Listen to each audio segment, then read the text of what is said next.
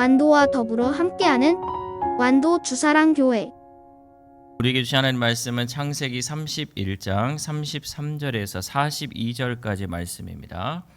제가 가진 성경으로 구약 47페이지 창세기 31장 33절에서 42절까지 우리 하나님의 말씀을 한 절씩 교독해서 읽겠습니다.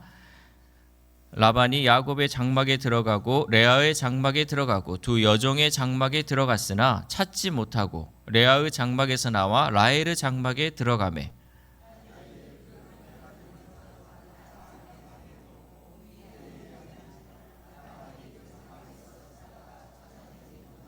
라헬이 그의 아버지에게 이르되 마침 생리가 있어 일어나서 영접할 수 없사오니 내 주는 노하지 마소서 하니라. 라반이 그 드라빔을 두루 찾다가 찾아내지 못한지라.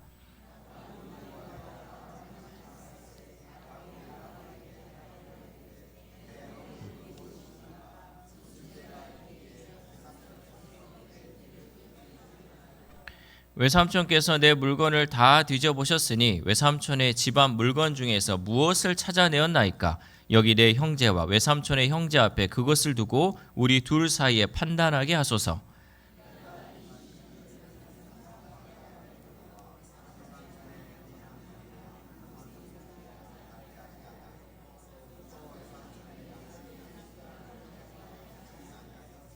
물려 찢긴 것은 내가 외삼촌에게로 가져가지 아니하고 낮에 도둑을 맞았든지 밤에 도둑을 맞았든지 외삼촌이 그것을 내 손에서 찾았으므로 내가 스스로 그것을 보충하였으며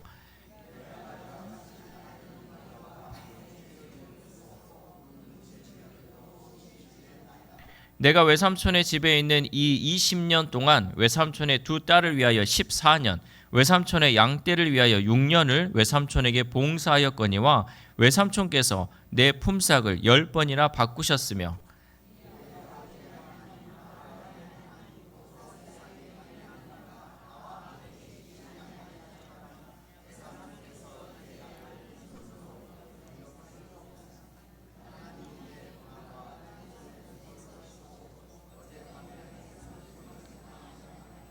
아멘. 할렐루야. 우리 옆에 사람과 인사하겠습니다. 오늘도 승리하셨습니다. 네, 감기 조심하세요. 예, 요즘 감기가 아주 유행을 하고 있답니다. 또 심지어는 코로나까지 또 오고 있다고 하고 지금 오늘 안 보이시는 분들은 뭐 다 거의 감기 때문에 못 오신 걸로 그렇게 알겠습니다. 예, 감기가 아무튼 그만큼 무섭더라고요, 여러분. 감기는요, 우리가 이 면역력을 항상 키워야 되는데 말씀으로 여러분 물리칠 수 있기를 바랍니다. 감기 그 바이러스 그거 말씀으로 떠나갈지어다. 그러면 이제 다 떠나가는 거예요. 우리 하나님 말씀에 늘 이렇게 은혜로 살아갈 수 있기를 소망합니다. 어느 그 작은 도시에 한 목사님이 계셨어요. 목사님이 목회를 하는데 어느 날 주일에 세 가족이 한 명이 왔어요. 세 가족이 왔길래 목사님이 이제 그 세 가족에게 이렇게 얘기했죠. 아우 잘 오셨습니다. 아이고 이런 복된 교회에 또 오게 된 것을 환영합니다. 그래서 여기 교회 잘 다니고 예수님 잘 믿으면 앞으로 세례도 받고 집사도 될 겁니다. 이렇게 집사가 될 겁니다라고 이렇게 얘기를 해줬어요.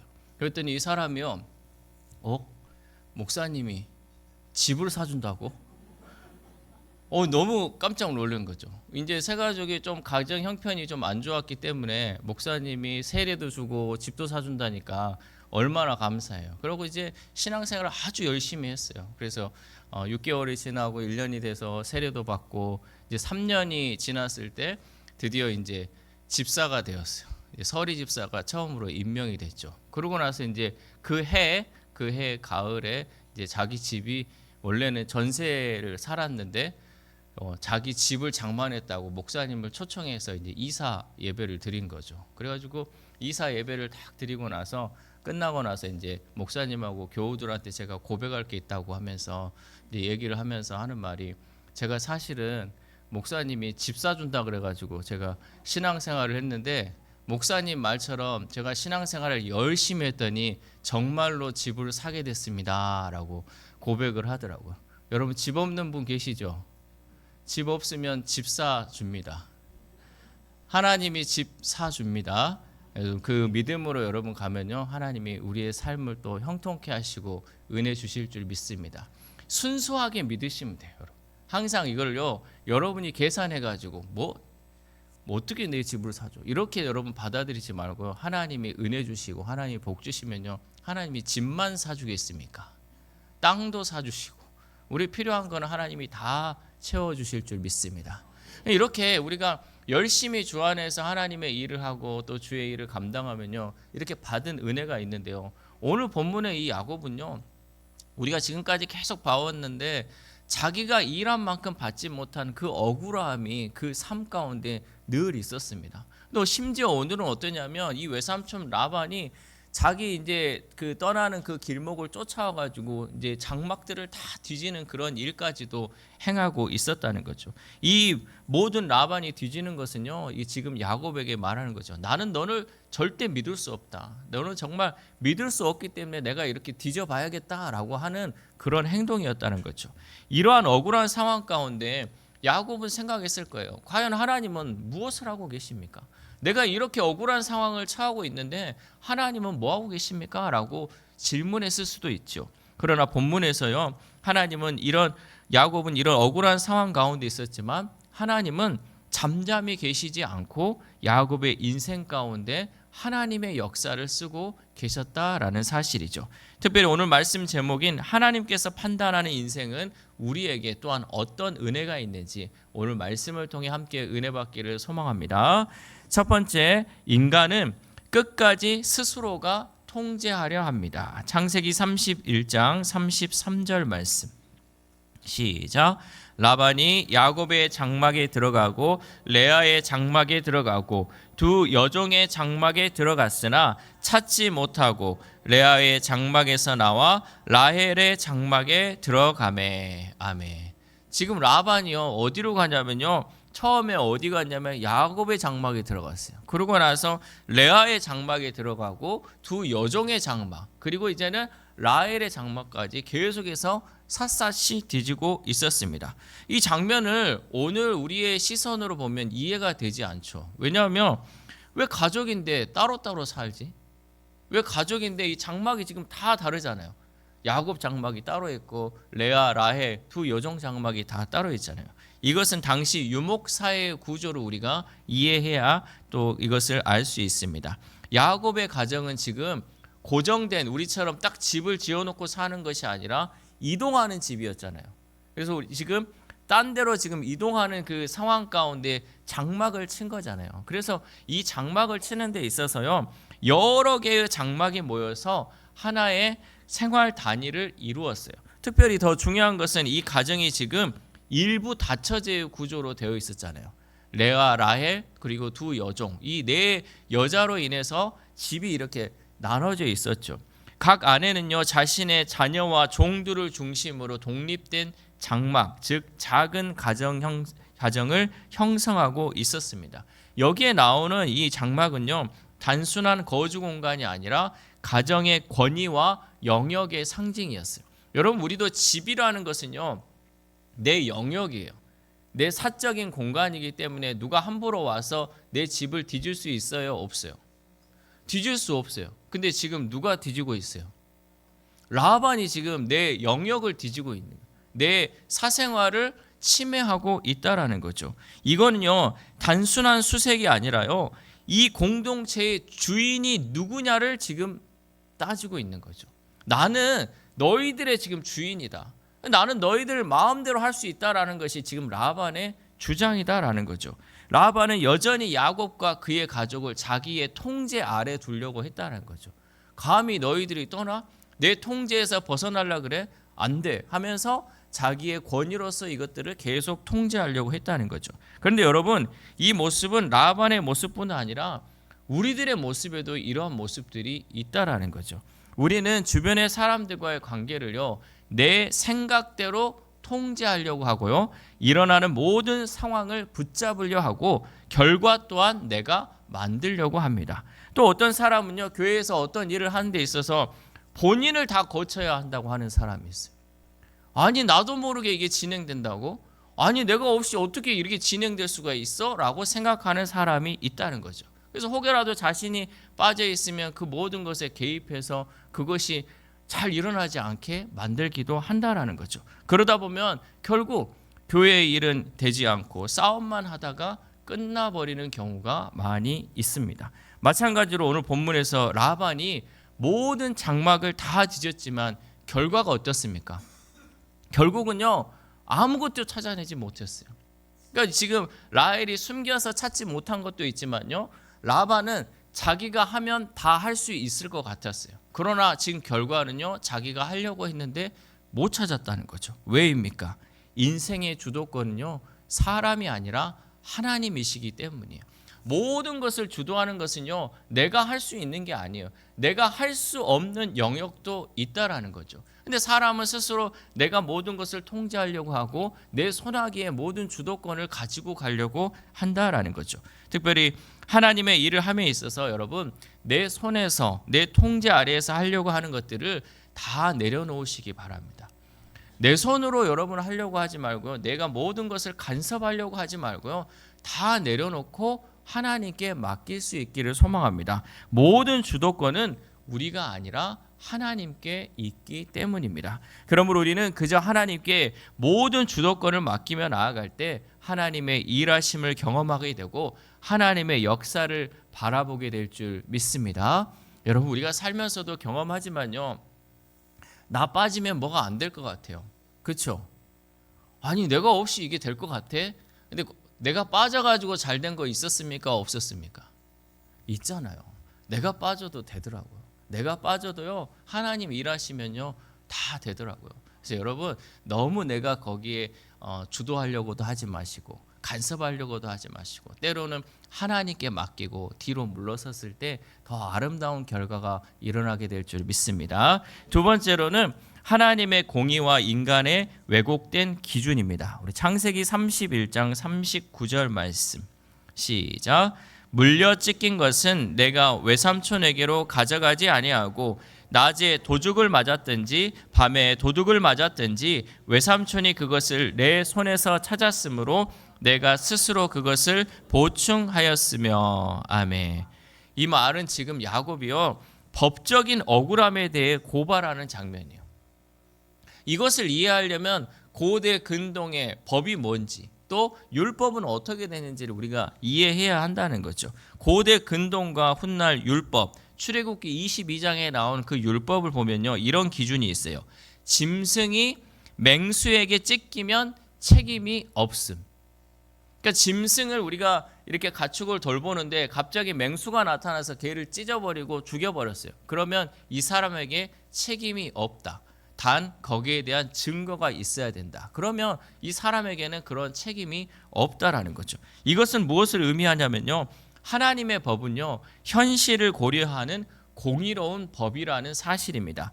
하나님은 사랑이 감당할 수 없는 영역까지 책임을 묻지 않으신다는 거죠. 여러분, 맹수가 곰이나 사자 같은 게 와가지고요 내 짐승을 물어갔어요. 내가 이거 할 수 있어요? 내가 걔를 이길 수 있냐고요. 내가 어떻게 하지 못하는 그 부분이 있잖아요. 이런 부분에 있어서는 하나님이 나에게 책임을 묻지 않는다라는 것이죠. 왜냐하면 책임에는 한계가 있기 때문이에요. 우리가 책임질 수 있는 한계가 있고 그 밖에 또 우리가 책임지지 못하는 한계가 있습니다. 그런데 라반은요 이 기준을 완전히 무너뜨렸다는 거죠. 뭐라고 했냐면 낮에 도둑 맞아도 네 책임, 밤에 도둑 맞아도 이 정도면 나와야지. 밤에 도둑 맞아도 네 책임, 맹수가 물어가도 모든 게 다 네 책임이라는 거야. 그러니까 책임지지 않아도 되는 부분인데 법이 이런 게 법이 있는데 이 모든 것까지 네가 다 물어내.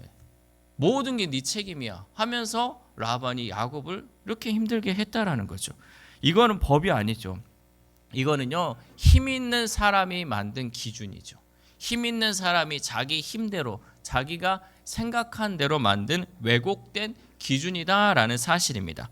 야곱은요 무려 20년 동안 이런 구조 속에서 살았다는 거죠. 여러분, 우리 지금 여러분들이 아마 그 전 세대에 아마 그런 시절을 겪었을 거예요. 옛날에 우리 어머님 아버님들 잘 모르는 시절에 막 이런 질서들이 제대로 안 잡혔을 때 억울하게 살아왔던 사람들이 얼마나 많습니까? 야곱도 마찬가지로 20년 동안 그 사람이 정해놓은 게 기준이고 법이었어요. 세상에는 다른 법들이 많이 있는데, 우리를 보호해주는 법이 있는데 그거 다 무시하고 이 사람 밑에서 이 사람이 정해놓은 대로 살아가야 하는 그 법을 야곱이 살아왔다라는 거죠. 품삯은 계속해서 바뀌었고요, 기준은 흔들렸고 책임은 계속해서 야곱에게 떠넘겨졌다라는 거죠. 이거는 단순한 고생이 아니라 공정한 기준이 무너진 자리에서의 고통이었다는 거죠. 기준이 없는 곳에서의 고통이 얼마나 큰 고통입니까?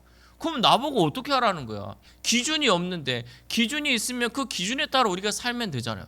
기준이 없으니까 이걸 하면 이것도 네가 잘못했다, 저렇게 하면 그것도 네가 잘못. 그럼 도대체 어떻게 살아라는 거야? 갑자기 콩쥐 팥쥐에 콩쥐가 생각나고 신데렐라의 신데렐라가 생각. 뭐만 하면 잘못했다고, 너가 잘못했다고 계속 그러는 이 억울한 상황 가운데 야곱이 살고 있었다는 거죠. 우리도 때론 이런 상황을 만나죠. 기준이 공정하지 않은 그 자리, 또 노력해도 인정받지 못하는 그 관계, 또 잘못이 없어도 책임을 떠맡아야 되는 그런 현실에 우리가 살아갈 때가 종종 있습니다. 그때 우리는요, 불공정한 현실 앞에서 우리가 무너질 수 있어요. 왜? 이런 상황 가운데 오다 보면요, 사람이다 보니까 무너질 수 있다는 거죠. 그러나 오늘 하나님께서는 우리에게 분명히 말씀하십니다. 사람의 기준은 왜곡될 수 있지만 하나님의 공의는 결코 무너지지 않는다라는 사실입니다. 그런데 여러분, 지금 우리가 읽고 있는 본문이 어느 시대냐면요, 창세기 족장 시대예요. 그러니까 율법이 생기기 이전의 시대라는 거죠. 율법은 언제 생겼냐? 모세 시대에 생겼어요. 모세. 여러분, 모세 알죠? 모세는 이제 나중에 출애굽기 하면서 나오잖아요. 그때 율법이 만들어졌는데 지금은 그 전 시대인데, 이때에도 하나님은 이미 공의로 일하고 계셨다라는 거죠. 율법이 아직 세상에 만들어지지 않은 그 시기에도 하나님은 이미 공의로서 이 야곱에게 행하고 있었다는 거죠. 결국 하나님이 개입하셔서 이 모든 것을 정리하신 줄 믿습니다. 그러므로 우리는요, 지금의 억울함에 내 마음을 쏟지 말고요, 공의로우신 하나님께 우리의 마음을 토로하고 하나님께서 정리하신다는 그 확신을 가지며 나아갈 수 있기를 소망합니다. 마지막으로 세 번째, 하나님이 판단하실 때 인생이 해석됩니다. 여러분, 이것이 가장 중요합니다. 창세기 31장 40절 말씀 시작. 내가 이와 같이 낮에는 더위와 밤에는 추위를 무릅쓰고 눈붙일 겨를도 없이 지낸나이다. 아멘.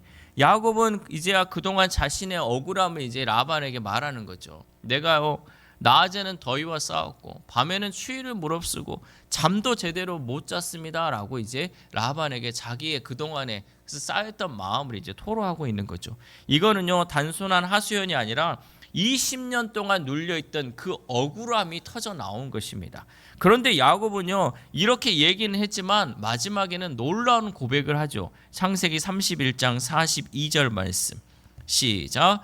우리 아버지의 하나님 아브라함의 하나님 곧 이삭이 경외하는 이가 나와 함께 계시지 아니하셨더라면 외삼촌께서 이제 나를 빈손으로 돌려보냈으리라마는 하나님이 내 고난과 내 손의 수고를 보시고 어젯밤에 외삼촌을 책망하셨나이다. 아멘. 이 고백은요, 단순한 신앙 고백이 아니에요. 내 인생을 판단하시는 분은 외삼촌이 아니라 하나님이시다라는 고백인 것이죠. 여기서 우리가 떠올릴 수 있는 한 인물이 있습니다. 바로 요셉입니다. 요셉은 야곱의 아들이었어요. 요셉도요, 야곱과 비슷한 인생을 살았어요. 형들에게 미움을 받아 팔려갔고요, 억울하게 누명을 쓰고 감옥에 갔습니다. 아무도 그의 결백을 증명해 주지 않았습니다. 요셉의 인생도 야곱과 똑같이 억울함으로 가득한 시간이었죠. 그런데 요셉이 나중에 형들을 만났을 때 이렇게 고백합니다. 창세기 45장 5절 말씀 시작. 당신들이 나를 이곳에 팔았다고 해서 근심하지 마소서, 한탄하지 마소서. 하나님이 생명을 구원하시려고 나를 당신들보다 먼저 보내셨나이다. 아멘. 이게 여러분 무슨 말이냐면요, 같은 사건인데 해석이 완전히 달라졌다는 뜻이에요. 사람으로 기준으로 보면요, 배신이었어요. 사람의 기준으로 보면 배신이고, 감정으로 그것을 해석하면요, 상처였죠.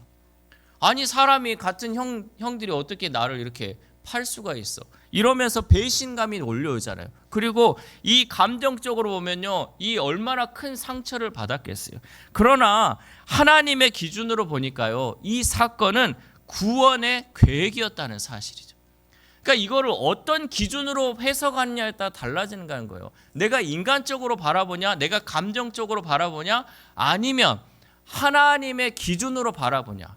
이런 해석들을 여러분 하는 거에 따라서 같은 사건인데 다르게 느껴질 수 있다는 거죠. 자, 형들이 팔았어요. 인간적으로 보면 뭐예요? 배신이라는 거예요. 감정적으로 보니까 상처예요. 가족이 나한테 어떻게 그럴 수가 있어. 근데 하나님의 기준으로 봤더니 하나님의 계획이었다는 거죠. 완전히 똑같은 사건인데 완전히 다르게 해석이 되는 거죠. 그런데 야곱도 지금 그 자리에 서 있는 것이죠. 야곱도 20년 동안 라반 밑에서 억울하게 살았습니다. 그런데 이제 깨달은 거죠. 그동안의 그 시간이 그냥 고생이 아니었다는 거죠.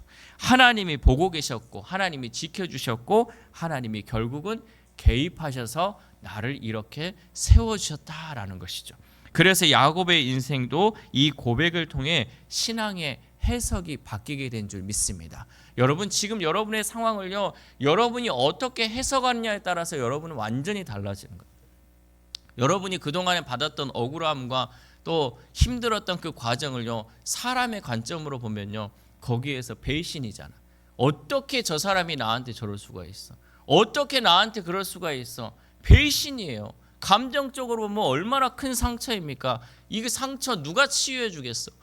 그러나 하나님의 기준으로 봤더니 하나님의 놀라운 계획이 있어서 나를 세워가기 위해서, 나를 성장시키기 위해서 이런 일을 겪게 하셨구나. 하나님의 계획으로 봤더니 그것이 은혜였다는 거죠. 여러분 이러한 해석이 중요한 줄 믿습니다.